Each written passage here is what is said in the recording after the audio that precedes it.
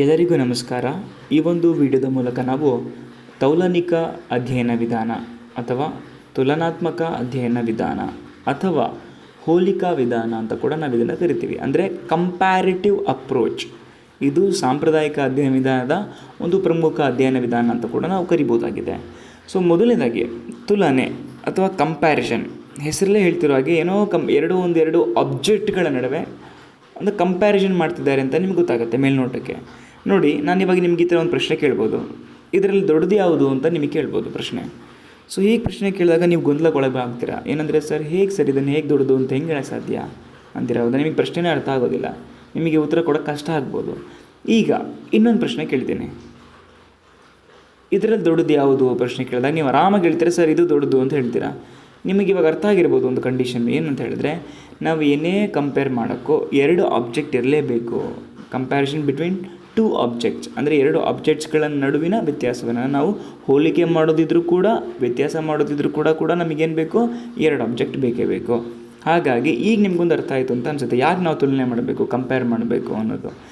ಇಲ್ಲಿ ರಾಜಕೀಯ ವ್ಯವಸ್ಥೆಯಲ್ಲಿ ಅಥವಾ ಒಂದು ರಾಜಕೀಯ ಕ್ಷೇತ್ರದಲ್ಲಿ ತುಲನೆ ಯಾಕೆ ಮುಖ್ಯ ಆಗುತ್ತೆ ಅನ್ನೋದಾದರೆ, ಈಗ ಒಂದು ರಾಜ್ಯ ಮತ್ತೊಂದು ರಾಜ್ಯದ ಒಂದು ರಾಜಕೀಯ ಪದ್ಧತಿ ಅಥವಾ ಆರ್ಥಿಕ ಪದ್ಧತಿ ಅಥವಾ ಸಾಮಾಜಿಕ ಪದ್ಧತಿ ಅಥವಾ ಭೌಗೋಳಿಕ ವ್ಯವಸ್ಥೆ, ಮತ್ತೊಂದು ಶೈಕ್ಷಣಿಕ ವ್ಯವಸ್ಥೆ, ಮಗದೊಂದು ಹಕ್ಕುಗಳು ಮತ್ತು ಕರ್ತವ್ಯಗಳು. ಸೊ ಇವೆಲ್ಲವನ್ನು ಕೂಡ ನಾವು ಒಂದನ್ನೊಂದು ಕಂಪೇರ್ ಮಾಡಿದಾಗ ಗೊತ್ತಾಗುತ್ತೆ ಯಾವುದು ಶ್ರೇಷ್ಠ, ಯಾವುದು ಅಷ್ಟು ಶ್ರೇಷ್ಠ ಅಲ್ಲ ಅಂತ ಗೊತ್ತಾಗುತ್ತೆ. ಅಂದರೆ ಕನಿಷ್ಠ ಅಂತಲೂ ಹೇಳೋದು ತಪ್ಪಾಗುತ್ತೆ, ಅಂದರೆ ಅಷ್ಟು ಶ್ರೇಷ್ಠ ಅಲ್ಲ. ಎಲ್ಲ ತತ್ವಗಳು ಶ್ರೇಷ್ಠನೇ, ಅದರಲ್ಲಿ ಒಂದಿಷ್ಟು ಶ್ರೇಷ್ಠ ಇದೆ, ಒಂದಿಷ್ಟು ಅಷ್ಟು ಶ್ರೇಷ್ಠ ಅಲ್ಲದೇ ಇರ್ಬೋದು, ಪ್ರಮಾಣದಲ್ಲಿ ಹೆಚ್ಚು ಕಮ್ಮಿ ಇರ್ಬೋದು. ಬಿಟ್ಟರೆ ಎಲ್ಲ ದೇಶಗಳ ಪದ್ಧತಿಗಳು ಶ್ರೇಷ್ಠನೇ ಆಗಿರುತ್ತೆ ಆಯಿತಾ. ಸೊ ಹೀಗಿರುವಾಗ ಈ ತುಲನಾತ್ಮಕ ಅಧ್ಯಯನ ವಿಧಾನದ ಗುಣಗಳು ಏನು ಅನ್ನೋದನ್ನು ನಾವು ಗಮನಿಸ್ಬೋದು ಆಯಿತಾ. ಅಂದರೆ ನಾನು ನಿಮಗೆ ಒಂದು ಎಕ್ಸಾಂಪಲ್ ಕೊಡ್ತೀನಿ. ನಮ್ಮ ದೇಶದಲ್ಲಿ ಕಂಪ್ಯಾರಿಸನ್ ಮಾಡಿದರೆ ಎಷ್ಟು ಇಂಪಾರ್ಟೆಂಟ್ ಅನ್ನೋದಕ್ಕೆ ನಾನು ನಿಮಗೊಂದು ಬೆಸ್ಟ್ ಎಕ್ಸಾಂಪಲ್ ಕೊಡ್ತೀನಿ. ಆ ಎಕ್ಸಾಂಪಲ್ ಮೂಲಕ ನೀವು ಇದನ್ನು ನೋಡಿದಾಗ ನಿಮಗೆ ಇನ್ನೂ ಚೆನ್ನಾಗಿ ಅರ್ಥ ಆಗುತ್ತೆ. ನಮ್ಮ ದೇಶದಲ್ಲಿ ಬೃಹದಾಕಾರದ ಸಂವಿಧಾನ ಇದೆ. ಇಡೀ ವಿಶ್ವದಲ್ಲೇ ಇರದೇ ಇರುವಂತಹ ಅತ್ಯಂತ ಆನೆಗಾತ್ರದ ಬೃಹದಾಕಾರದ ಲಿಖಿತ ದಾಖಲೆ ಅಥವಾ ಸಂವಿಧಾನ ನಮ್ಮ ದೇಶದಲ್ಲಿದೆ ಆಯಿತಾ. ಸೊ ಈ ಲಿಖಿತ ಮತ್ತು ಬೃಹದಾಕಾರದ ಸಂವಿಧಾನವನ್ನು ಬರೆದಿದ್ದು ಯಾರು ಅಂತ ನಿಮ್ಗೆ ಗೊತ್ತಿದೆ, ಸಂವಿಧಾನ ರಚನಾ ಸಭೆ ಆಯಿತಾ. ಸೊ ಸಂವಿಧಾನ ರಚನಾ ಸಮಿತಿ ಏನಿದೆ ಅದು ಸುಮಾರು ದೇಶಗಳನ್ನು ಸಂಚರಿಸಿ ಬೇರೆ ಬೇರೆ ದೇಶಗಳ ಸಂವಿಧಾನವನ್ನು ಓದಿ ಅಧ್ಯಯನ ಮಾಡಿ ತುಲನೆ ಮಾಡಿ ನಮ್ಮ ದೇಶದ ವಾತಾವರಣಕ್ಕೆ ಅದನ್ನು ಅಧ್ಯಯನ ಮಾಡಿ ಅದನ್ನು ಅಡಾಪ್ಟ್ ಮಾಡಿಕೊಂಡು ಮಾಡಲಾಗಿದೆ. ಫಾರ್ ಎಕ್ಸಾಂಪಲ್, ಈಗ ಮೂಲಭೂತ ಹಕ್ಕುಗಳು ತಗೊಳ್ಳೋಣ, ಅದನ್ನು ಅಮೇರಿಕ ಸಂವಿಧಾನದಿಂದ ಎರವಲ್ಪಡ್ಕೊಂಡಿದ್ದೀವಿ. ಹಾಗೆ ಮೂಲಭೂತ ಕರ್ತವ್ಯಗಳ ವಿಷಯಕ್ಕೆ ಬರೋದಾದರೆ ಅದನ್ನು ರಷ್ಯಾ ಸಂವಿಧಾನದಿಂದ ನಾವು ಎರವಲ್ಪಡ್ಕೊಂಡಿದ್ದೀವಿ.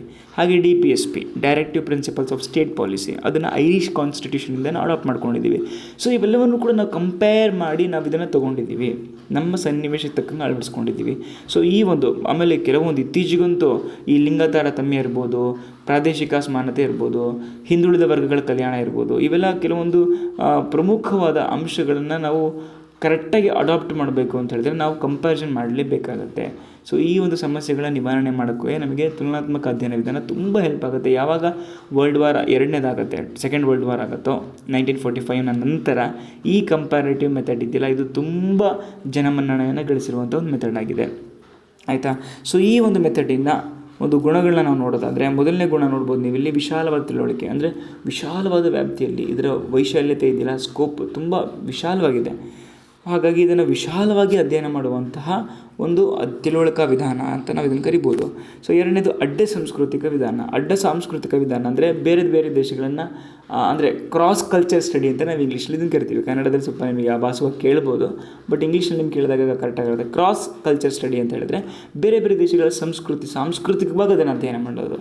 ಸೊ ಭಾರತೀಯ ಸಂಸ್ಕೃತಿ ಇದೆ, ಭಾರತೀಯ ನಾಗರಿಕ ಸಂಸ್ಕೃತಿ, ಅಮೇರಿಕದ ಸಂಸ್ಕೃತಿ ಬೇರೆ, ಇಂಗ್ಲೆಂಡ್ನ ಸಂಸ್ಕೃತಿ ಬೇರೆ, ಜಪಾನ್ನ ಸಂಸ್ಕೃತಿ ಬೇರೆ. ಈ ಸಾಂಸ್ಕೃತಿಕವಾಗಿ ಇದನ್ನು ಅರ್ಥ ಮಾಡ್ಕೊಳ್ಳೋದನ್ನು ಕೆಲವೊಂದು ವಿಷಯಗಳನ್ನ ನಮಗೆ ಇಂಟೆಲೆಕ್ಚುಲಿ ಬೇರೆ ಅರ್ಥ ಬರ್ಬೋದು, ಕಲ್ಚರಲಿ ಬೇರೆ ಅರ್ಥ ಬರ್ಬೋದು, ಅಥವಾ ಡಿವೈನ್ ಸ್ಪೇಸಲ್ಲಿ ಬೇರೆ ಅರ್ಥ ಬರ್ಬೋದು. ಇದು ಹಾಗೆ ಅಂದರೆ ಕಂಪ್ಯಾರಿಟಿವ್ ಅಂದರೆ ಕಲ್ಚರಲ್ ಸ್ಟಡಿನೂ ಕೂಡ ನಮಗೆ ಹೆಲ್ಪ್ ಮಾಡುತ್ತೆ ಅಂತ ಹೇಳ್ಬೋದಾಗಿದೆ. ಸೊ ನೆಕ್ಸ್ಟ್ ಸಿದ್ಧಾಂತಗಳ ರಚನೆಗೆ ಸಹಾಯಕ. ಒಂದು ಹೊಸ ಸಿದ್ಧಾಂತ ರಚನೆಗೆ, ಥಿಯರಿನ ರಚನೆ ಮಾಡೋದಕ್ಕೆ ಇದು ಹೆಲ್ಪ್ ಆಗುತ್ತೆ. ನೆಕ್ಸ್ಟ್ ನಾವೀನ್ಯತೆ ಅಂತ ಹೇಳಿದ್ರೆ ಇನ್ನೋವೇಷನ್, ಹೊಸ ಪಾಲಿಸಿಗಳನ್ನು ಇನ್ವೆನ್ಷನ್ ಮಾಡೋಕ್ಕೆ, ಇನ್ನೋವೇಟಿವ್ ಐಡಿಯಾಸ್ಗಳನ್ನ ತೊಗೊಂಬರೋಕ್ಕೆ, ಇಂಪ್ಲಿಮೆಂಟ್ ಮಾಡೋಕ್ಕೆ ಇದು ಹೆಲ್ಪ್ ಆಗುತ್ತೆ. ನೆಕ್ಸ್ಟ್ ಮಾದರಿಗಳು ಗುರುತಿಸೋದಕ್ಕೆ. ಈಗ ಫಾರ್ ಎಕ್ಸಾಂಪಲ್, ಈಗ ಹಕ್ಕುಗಳ ವಿಚಾರಕ್ಕೆ ಬಂದರೆ ನಾವು ಸೊ ಅಮೇರಿಕದಲ್ಲಿ ಹಕ್ಕುಗಳಿಗೆ ಬೆಸ್ಟ್ ಎಕ್ಸಾಂಪಲ್ಗಳಿದೆ. ಮಾನವ ಹಕ್ಕುಗಳು ತುಂಬ ಚೆನ್ನಾಗಿ ಪ್ರೊಟೆಕ್ಟ್ ಆಗುತ್ತೆ ಅಂತ ನಾವು ಹೇಳ್ತೀವಿ, ಆಯಿತಾ. ಸೊ ಅದು ಮಾದರಿ, ಬೆಸ್ಟ್ ಎಕ್ಸಾಂಪಲ್ ನೋಡಿ, ಇದು ಬೆಸ್ಟ್ ಮಾದರಿ ಹೀಗಿದೆ, ಇದ್ರಂಗೆ ಮಾಡಬೇಕು. ಸೊ ಇದು ಈ ವಿಷಯದಲ್ಲಿ ಇದು ಮಾದರಿಯಾಗಿದೆ. ಟೆಕ್ನಾಲಜಿ, ಸೈನ್ಸ್ ಆ್ಯಂಡ್ ಟೆಕ್ನಾಲಜಿ ನೋಡಿ, ಜಪಾನ್ ತುಂಬ ಅಡ್ವಾನ್ಸ್ ಆಗಿದೆ, ಚೈನಾ ಅಡ್ವಾನ್ಸ್ ಇದೆ. ಸೊ ಆ ಟೆಕ್ನಾಲಜಿ ಅವ್ರನ್ನ ಮಾದರಿಯಾಗಿ ಇಟ್ಕೊಳ್ಳೋದು. ಈಗ ಮಾದರಿ ಶಾಲೆಗಳು, ಮಾದರಿ ಸ್ಕೂಲ್ಗಳು, ಮಾದರಿ ಶಿಕ್ಷಕ, ಮಾದರಿ ಅಭ್ಯರ್ಥಿ, ಮಾದರಿ ವಿದ್ಯಾರ್ಥಿಗಳು ಅಂತ ಕೇಳೋದಿಲ್ವಾ. ಸೊ ಒಂದು ಎಕ್ಸಾಂಪಲ್ ತೊಗೊಂಡು ಅದನ್ನು ನಾವು ಆಗಬೇಕು ಅನ್ನೋದನ್ನು ಮಾಡೋದಕ್ಕೆ ನಮ್ಗೆ ಹೇಳ್ಕೊಡುತ್ತೆ. ನೆಕ್ಸ್ಟು ತುಲನಾತ್ಮಕ ವಿಧಾನದ ಅವಗುಣಗಳು. ಸೊ ಇದರಲ್ಲಿ ಕೆಲವೊಂದಿಷ್ಟು ಡಿಮೆರಿಟ್ಸ್ ಅಥವಾ ಡ್ರಾಬ್ಯಾಕ್ಸ್ಗಳು ಇದೆ. ಮೊದಲನೇದು, ಅಲ್ಲಿ ಸಾಂಸ್ಕೃತಿಕವಾಗಿ ಎಲ್ಲ ಸಂಸ್ಕೃತಿಯು ಎಲ್ಲ ಸಂದರ್ಭದಲ್ಲೂ ಅದು ಅದೇ ಥರ ಬಿಹೇವ್ ಮಾಡುತ್ತಾ ಇಲ್ಲ, ಬೇರೆ ಬೇರೆ ಸಂದರ್ಭದಲ್ಲಿ ಬೇರೆ ಬೇರೆ ಥರ ಬಿಹೇವ್ ಮಾಡುತ್ತೆ, ಹೌದಲ್ವಾ. ಸೊ ಹೀಗೆ ಇದನ್ನು ಸಾಂದರ್ಭಿಕಕ್ಕೆ ತಕ್ಕಂಗೆ ಇದನ್ನು ಅರ್ಥ ಮಾಡ್ಕೊಳ್ಳೋದ್ರಿಂದ ಇಲ್ಲಿ ಅದು ಮಿಸ್ಟೇಕ್ ಆಗುತ್ತೆ. For example, best example secularism. ಇಂಗ್ಲೆಂಡಲ್ಲಿ ಒಂದು ಅರ್ಥದಲ್ಲಿದೆ, ಇಂಗ್ಲೆಂಡಲ್ಲಿ ಒಂದು ಅರ್ಥದಲ್ಲಿ ಬಂತು.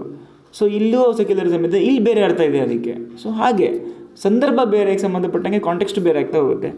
ನೆಕ್ಸ್ಟ್ ಮಾಪನದಲ್ಲಿ ಸಂಖ್ಯೆ ಇರುತ್ತೆ. ಮಾಪನ ಅಂದರೆ ಇದನ್ನೆಲ್ಲ ಮಾಪನ ಮಾಡೋದು ಅಂದರೆ, ಈಗ ಫಾರ್ ಎಕ್ಸಾಂಪಲ್ ಈಗ ನಮ್ಮ ಅಧಿಕಾರ ಅನ್ನೋ ತತ್ವ ಇರ್ಬೋದು, ಪ್ರಜಾಪ್ರಭುತ್ವ ತತ್ವ ಇರ್ಬೋದು, ಅಥವಾ ಆಡಳಿತ ಅಂತ ತತ್ವಗಳಿರ್ಬೋದು. ಸೊ ಇವೆಲ್ಲ ತತ್ವಗಳನ್ನ ನಾವು ಮಾಪನ ಮಾಡೋದು ಅಂದರೆ ಇನ್ವಿಜುಲೇಷನ್ ಮಾಡೋದು, ಅಥವಾ ಅದನ್ನು ನಾವೇನು ಮಾಡೋದು, ಅದನ್ನು ಅಂದರೆ ಇವ್ಯಾಲ್ಯೂಯೇಷನ್ ಮಾಡೋದು. ಸೊ ಈ ಒಂದು ಇವ್ಯಾಲ್ಯೂಯೇಷನ್ ಮಾಡೋದ್ರಲ್ಲಿ ಸಂಕೀರ್ಣತೆ ಇದೆ, ತುಂಬ ವಿಶಾಲವಾದ ಸಂಕೀರ್ಣತೆ ಇದೆ. ಯಾಕಂದರೆ ಇಡೀ ವಿಶ್ವನೇ ಇದ್ರ ವ್ಯಾಪ್ತಿ, ಇಡೀ ವಿಶ್ವವನ್ನು ಸ್ಟಡಿ ಮಾಡಬೇಕಂದ್ರೆ ಅಷ್ಟು ಕಾಂಪ್ಲೆಕ್ಸಿಟಿನ ಇವರು ತಡ್ಕೋಬೇಕಾಗತ್ತೆ. ಸೊ ಅಷ್ಟನ್ನೂ ಅಧ್ಯಯನ ಮಾಡೋದು ಪಾಸಿಬಲ್ಲ, ಇಂಪಾಸಿಬಲ್ಲು. ಇದು ಕೂಡ ಅದರ ಡ್ರಾಬ್ಯಾಕ್ಸ್ ಇದೆ. ಕೆಲವೊಂದು ಅತಿ ಸಾಮಾನ್ಯೀಕರಣ, ಕೆಲವೊಂದು ವಿಷಯಗಳ ತುಂಬ ಅತಿ ಸಾಮಾನ್ಯೀಕರಣ, ಕೆಲವೊಂದು ಮೇಜರ್ ಆಗಿರೋ ವಿಷಯಗಳನ್ನ ಅದೇನು ಮಾಡುತ್ತೆ, ಸ್ಥಳೀಯವಾಗಿರೋ ಕೆಲವೊಂದು ಸ್ಥಳೀಯ ಹಂತದಲ್ಲಿರುವಂಥ ಕೆಲವೊಂದು ವಿಷಯಗಳನ್ನು ಅದನ್ನು ನಿರ್ಲಕ್ಷ್ಯ ಮಾಡಿಬಿಡುತ್ತೆ. ಮೇಲೆ ಅತಿ ಸಾಮಾನ್ಯೀಕರಣ ಎಲ್ಲರನ್ನೂ ಕೂಡ ಹೊಂದುವಂತಹ ವಿಷಯಗಳಿಗೆ ಮಾತ್ರ ಅದು ಬೆಲೆ ಕೊಡುತ್ತೆ, ಬಿಟ್ಟರೆ ತುಂಬ ಸಣ್ಣ ಪುಟ್ಟ ಮೈನರ್ ಆಗಿರುವಂಥ ವಿಷಯಗಳನ್ನ ಅದನ್ನು ನೆಗ್ಲೆಕ್ಟ್ ಮಾಡಿಬಿಡುತ್ತೆ. ನೆಕ್ಸ್ಟ್ ಸಾರ್ವತ್ರಿಕತೆ ಕೊರತೆ. ಯೂನಿವರ್ಸಲಿಸಮ್ ಇಲ್ಲ ಇದರಲ್ಲಿ. ಸ್ವತಂತ್ರ ಎಲ್ರಿಗೂ ಇಷ್ಟ ಆಗುತ್ತಾ, ಕೆಲವೊಬ್ಬರಿಗೆ ಸ್ವತಂತ್ರನೇ ಇಷ್ಟ ಆಗದೆ ಇರ್ಬೋದಪ್ಪ, ಅರ್ಥ ಆಗ್ತಿದ್ದಿಲ್ಲ. ಅಂದರೆ ಎಲ್ಲದನ್ನೂ ಕೂಡ ಎಲ್ಲರನ್ನೂ ಈಕ್ವಲ್ ಆಗಿ ಸಾರ್ವತ್ರಿಕತೆ ಯೂನಿವರ್ಸಲಿಸಮ್ ತೊಗೊಂಬರೋದಿದೆಯಲ್ಲ, ಅದು ಅಷ್ಟು ಇಂಪಾಸಿಬಲ್ ಇಲ್ಲ. ಕೆಲವೊಂದು ಕಡೆ ಬರ್ಬೋದು, ಕೆಲವೊಂದು ಕಡೆ ಬರದೇ ಇರ್ಬೋದು. ಕಿಮ್ ಜಾಂಗ್ ಉನ್ ಇದೆ ನಾರ್ತ್ ಕೊರಿಯಾದಲ್ಲಿ, ಫ್ರೀಡಮ್ ಇಲ್ಲ, ಇಷ್ಟ ಇಲ್ಲದೆ ಇರ್ಬೋದು. ಫ್ರೀಡಮ್ ಏನು ಪ್ರಜಾಪ್ರಭುತ್ವದ ಜೀವನಾಡಿ ಅಂತೀರಿ, ಬಟ್ ಅದು ಕೆಲವೊಂದು ಕಡೆ ಇಷ್ಟ ಇಲ್ಲ. ಹಾಗೆ ಸಾರ್ವತ್ರಿಕವಾಗಿ ಅದು ಇಷ್ಟ ಆಗದೇ ಇರ್ಬೋದು, ನನಗೆ ಇಷ್ಟ ಆಗದೆ ಇರೋದು ಇನ್ನೊಬ್ರಿಗೆ ಇಷ್ಟ ಆಗದೆ ಇರ್ಬೋದು. ಅದು ಹೆಂಗೆ ಇಷ್ಟ ಅಂತ ನಾನು ಹೇಳೋಕ್ಕಾಗತ್ತೆ, ಇಂಪಾಸಿಬಲ್. ನೆಕ್ಸ್ಟ್ ದತ್ತಾಂಶಗಳ ಮಿತಿಗಳು. ದತ್ತಾಂಶ ಅಂದರೆ ಕೆಲವೊಂದಿಷ್ಟು ಡಾಟಾಗಳಿದೆಯಲ್ಲ, ಸೊ ಡಾಟಾಗಳು ಕಮ್ಮಿ ಇದೆ. ಅಂದರೆ ದತ್ತಾಂಶಗಳ ಡಾಟಾ ಅಂತ ಹೇಳಿದ್ರೆ ಮಾಹಿತಿ ಅಥವಾ ಡಾಟಾ, ಈ ಮಾಹಿತಿ ಇದೆಯಲ್ಲ, ಈ ಮಾಹಿತಿಗಳು ಎಲ್ರಿಗೂ ಲಭ್ಯ ಇಲ್ಲ, ಅದು ಮತ್ತು ಅದು ಲಿಮಿಟೆಡಲ್ಲಿದೆ.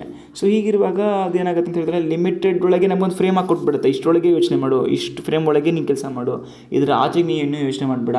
ಇನ್ನು ಕಂಪ್ಯಾರಿಟಿವ್ ಅಂದರೆ ಮಾನವ ಹಕ್ಕುಗಳು ಬಂದ್ವಪ್ಪ, ಹಕ್ಕುಗಳಂದರೆ ಅಮೇರಿಕದನ್ನೇ ಒಂದು ಎಕ್ಸಾಂಪಲ್ ತೊಗೊಂಡ್ಬಿಡ್ತೀವಿ, ಅದಕ್ಕೂ ಮೇಲೆ ಏನೂ ಇಲ್ಲ, ಮತ್ತು ಅದೇ ಫೈನಲ್ ಅಂತ ಅಂದ್ಕೊಂಡ್ಬಿಡ್ತೀವಿ.